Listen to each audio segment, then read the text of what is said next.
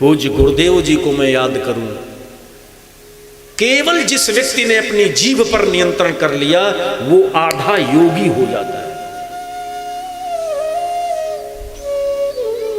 केवल जीभ पर नियंत्रण, ये बहुत कठिन है साहब।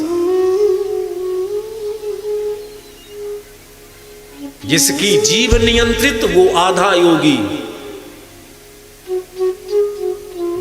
मैं दूसरे शब्दों में इसी बात को बोल रहा हूं, अर्थ उसका लगा लेना, आप समझदार हैं, अर्थ पकड़ लेंगे।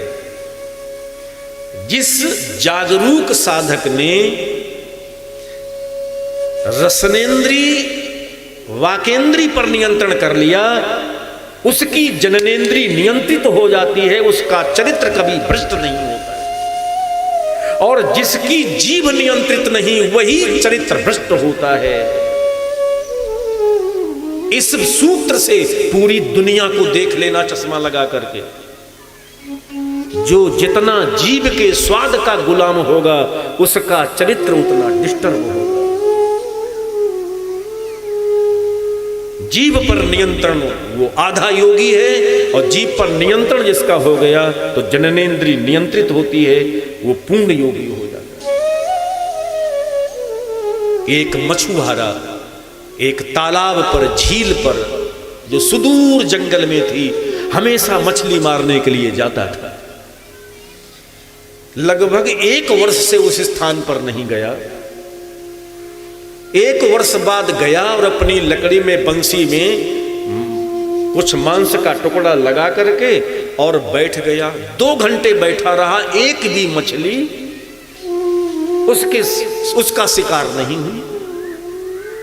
और मछलियां उछलती हैं 10-10, 5-5 मिनट में 10-10, 20-20 मछलियां उछलती हैं फिर, और बड़ी बड़ी मछली।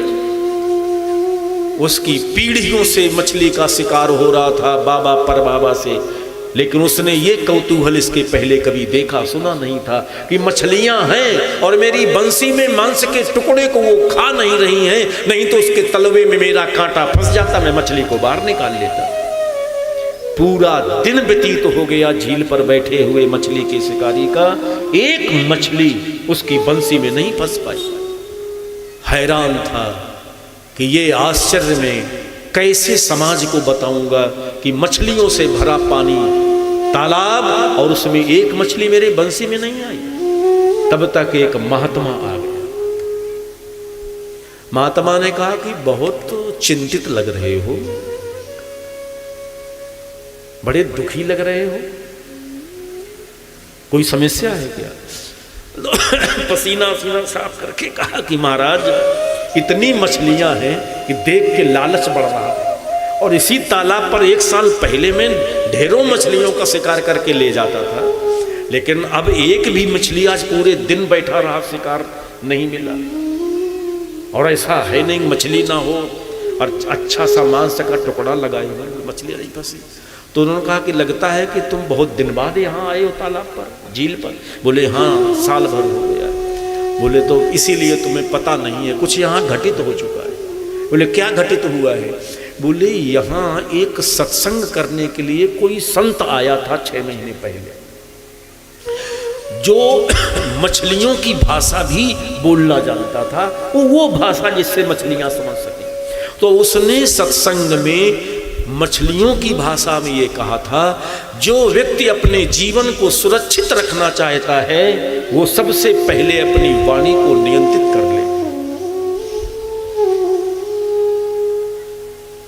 उसका मंत्र मछलियों ने ऐसा पकड़ लिया कि उस सत्संग के बाद कोई मछली मुंह खोलती ही नहीं है, तो तेरी बंसी में फंसेगी कैसे? राग तो वाणी से होता है। ज्यादा स्वाद के चक्कर में आओगे तो फिर आंखों में चंचलता बढ़ेगी, रास्ता गलत हो जाएगा आपका।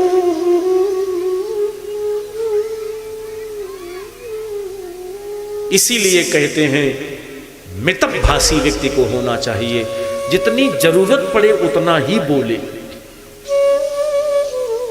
और यदि ये संभव ना हो सके तो कम से कम 15 दिन में या जितना हो सके 1 महीने में 1 दिन मौन व्रत रखना चाहिए। मौन व्रत में बिखरी हुई ऊर्जा संग्रहित होती है। सबसे ज्यादा ऊर्जा व्यय होती है बोलने में, और कहीं गलत भाषा गलत शब्द बोलने लगे तो आपके अस्तित्व पर खर्चा संकट खड़ा हो जाएगा। इसलिए वाणी का नियंत्रण बहुत सजगता से व्यक्ति को करना चाहिए। कम से कम बोले और मौन की ओर जाए।